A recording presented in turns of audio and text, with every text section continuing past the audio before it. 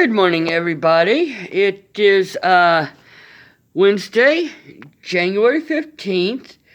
Can I say something first? Well, of course, Polar Bear.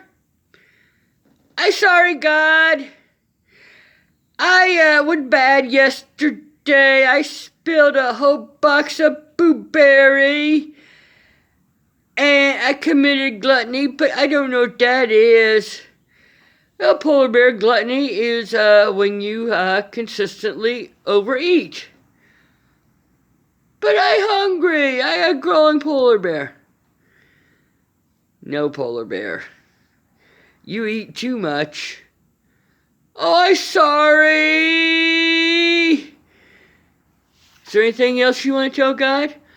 Uh-huh. I complained about my punishment, and I'm so sorry. Now, what have I told you, Polar Bear? God forgives me when I confess, and I'm sorry. And I know I'm going to sin again, and that makes me sad. What else have I told you, Polar Bear? That just part of being human? Of course.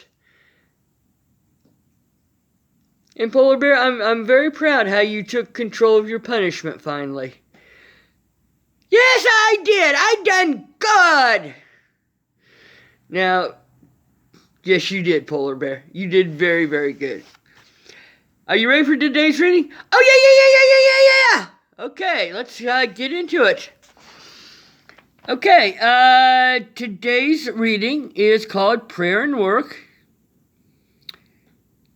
And the Bible quote, rising very early before dawn, he left and went off to a deserted place where he prayed. Mark chapter 1, verse 35. Benedictines expressed their model of discipleship in their order's motto, Ora et Labora, prayer and work. The trick for most of us is to balance the two.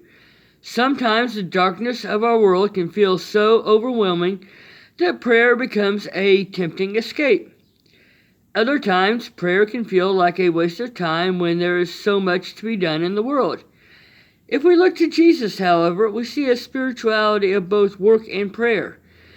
Jesus served others tirelessly. He taught us to love our neighbor and wash each other's feet. He also withdrew often to pray, offering himself to his Father's will. Jesus' example reminds us that prayer strengthens us for service. Work, meanwhile, is what we bring to prayer, asking God to bless it and show us his will.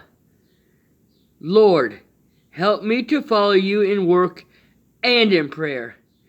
And this was written by Carla Manternech. And again, I probably murdered that. She's the author of 2 novels for children, ages 8 to 12. Henna Meets Her Match and Never Fear, Mina's Here, published by Simon & Schuster. And the readings for the Mass today are 1 Samuel chapter 3, verses 1 through 10 and 19 and 20. Psalm 40, verse 2, verse 5, and verses 7 to 10. And then Mark chapter 1, verses 29 through 39. Yay! I love God! I do too, Polar Bear.